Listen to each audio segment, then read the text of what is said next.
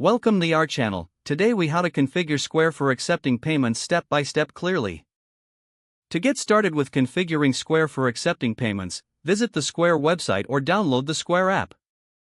Create an account by clicking on the Sign Up option. Fill in the required information, including your name, email address, and business details. Once your account is created, log in to your Square dashboard.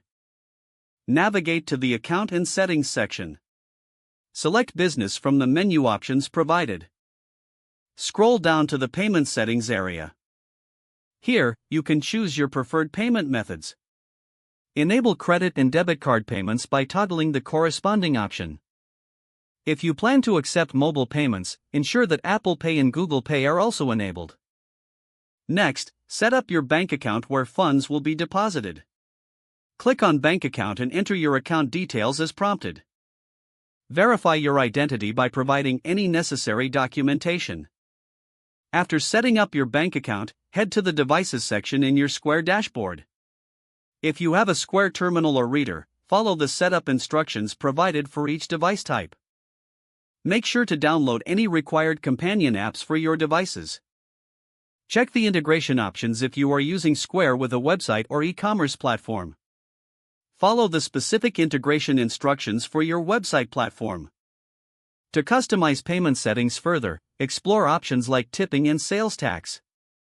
After configuring all settings, conduct a test transaction to ensure everything works correctly. If you encounter any issues, consult the Square Support Center for troubleshooting.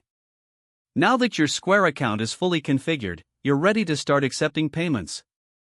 If the page does not load, refresh the browser or try again in a private or incognito window. Make sure you are using the correct email address, then retype it carefully to avoid small typos. If your password is not accepted, use the reset option and create a new strong password you can remember. Check your spam folder for verification or security emails, then complete any requested confirmation steps. Enable two-factor authentication if available to improve account security and reduce unauthorized access risk. After signing in, review your profile details so your contact information and settings are accurate and current.